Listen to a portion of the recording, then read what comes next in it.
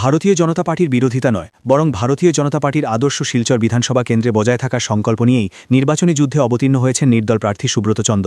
আর নিজের যুক্তিকে সামনে রেখেই শনিবার বিকেলে শিলচর শহরে বিশাল পদযাত্রার আয়োজন করেন তার সমর্থকরা। এদিন শিলচরের নরসিংটোলা মাঠ থেকে পদযাত্রা শুরু হয়। গোটা শহর পরিক্রমা করে চিত্তরঞ্জন প্রতিমূর্তির প্রদক্ষিণ করে রাঙ্গিরখাড়ি তরণী রোডের মোড়ে এসে শেষ হয়। নির্দল প্রার্থীর হয়ে ওই পদযাত্রায় সমর্থকরা এই অঞ্চলের সরকারি প্রকল্পের সুষ্ঠু রূপায়ণের বিষয়টি জোরালো ভাষায় তুলে ধরেন।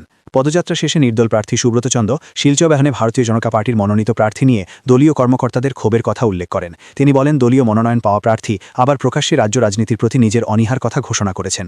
এমন প্রার্থীর প্রতি দলীয় সমর্থকরা অনেকটাই অসন্তুষ্ট। তাদের বিকল্প হিসেবে তারা বেছে নিয়েছেন নোটা, আর সেই নোটার বিকল্প হিসেবে দলের আদর্শ বহনকারী প্রার্থী হিসেবে নিজেকে তুলে ধরাই তার লক্ষ্য। গ্রাউন্ড লেভেলে কাজ করি, বিভিন্ন সংগঠনের সঙ্গে আমরা জড়িত। আজকে যাদেরকে দেখছেন সবাই সংগঠনের সঙ্গে জড়িত। সেজন্য আপনি একবার চিন্তা ভাবনা করে আমাকে ভোট দিয়ে আজকে বিধানসভায় পাঠান। আমি নিশ্চয়ই আপনাদের এই ভোটের মর্যাদা রাখবো এবং আমার আপ্রাণ চেষ্টা করে শিলচরকে সুন্দর এবং সুস্থভাবে গড়ে তুলব। ধন্যবাদ সবাইকে।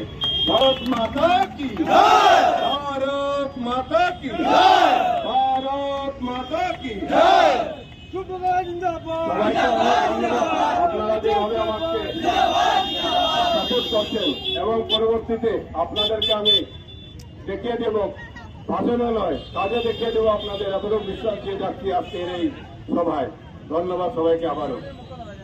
আমাকে ভোট দিয়ে আজকে বিধানসভায় পাঠান। আমি নিশ্চয়ই আপনাদের এই ভোটের মর্যাদা রাখবো এবং আমার আপ্রাণ চেষ্টা করে শিলচরকে সুন্দর এবং সুস্থভাবে গড়ে তুলব।